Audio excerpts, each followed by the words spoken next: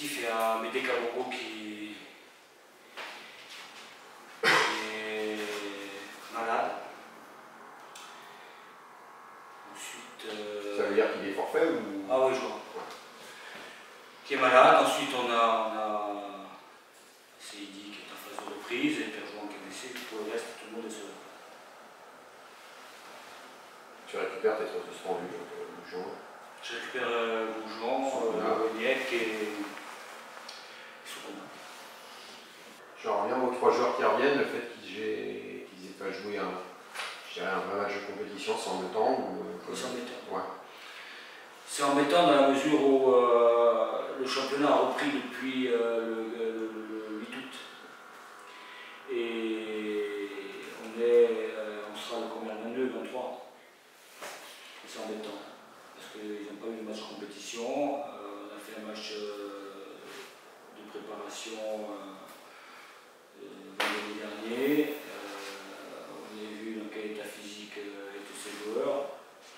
Et là, ils ont une semaine de plus d'entraînement, mais la compétition, c'est pas les entraînements. Et il faut penser aussi à ce qui peut se produire pendant la rencontre, même si il commence le match.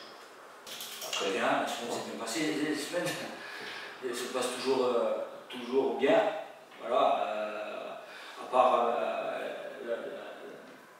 Amédée Kabongo qui est malade, on a quasiment tout notre effectif, sauf Pierre Jouan, parce que Amadou Seydi a repris avec le groupe, donc ça se passe bien. On a des garçons de l'équipe B qui viennent renforcer l'effectif pour qu'on puisse travailler en structure, c'est-à-dire qu'on puisse avoir 3 joueurs sur le terrain plus de gardiens. Ma seule incertitude aujourd'hui, c'est de savoir dans quel état on va être, parce qu'on n'a pas joué le week-end dernier en termes de rythme, en termes d'intensité. Après, à cette question-là, je pourrais y répondre après le match. C'est pas l'idéal, de commencer comme ça. On a bien voulu jouer au moins un match à domicile sur les 3 premiers. C'est comme ça, après on s'adapte au calendrier, puis on jouera 3 matchs à domicile sur les phases de retour. Mais j'avais dit en début de saison, lorsqu'on avait fait la première conférence de presse, que c'était une donnée à prendre en compte et il fallait qu'on soit performant à l'extérieur si on voulait lancer notre saison. Donc on est en plein dedans, on n'a pas perdu à Villefranche, il ne faut pas perdre à Bourg-en-Bresse et il ne faudra pas perdre à Aubagne non plus. Donc ça veut dire que quelque part, il faut qu'on a tablé sur 5 points sur le 3 déplacements. Et c'est une équipe qui n'avait pas joué le week-end précédent. Donc peut-être que le fait de ne pas avoir joué à cette période de la compétition peut donner une intensité et une fraîcheur physique sur les deuxièmes mi-temps, sur les fins de match, qui peuvent permettre à l'équipe qui est comme Bourg qui était menée, ou l'équipe qui mène le score, de pouvoir asseoir son résultat ou d'aller chercher quelque chose. Donc c'est ce que j'ai remarqué sur ce match-là, et j'ai remarqué aussi que la fraîcheur physique était du côté de Bourg et que l'équipe de Châteauroux avait faibli à ce niveau-là. En regardant le match, c'est ce qui m'a sauté aux yeux.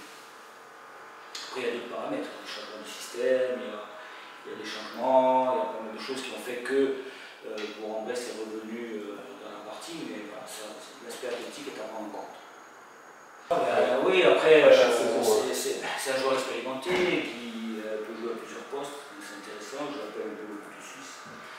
Donc il est capable de rentrer, de jouer du excentré quand on doit défendre, il est capable de jouer latéral droit, latéral gauche, il est capable de jouer, parfois je le fais rentrer le défensif, donc c'est intéressant d'avoir un joueur qui est polyvalent et qui a surtout un très bon état d'esprit, qui est tout le temps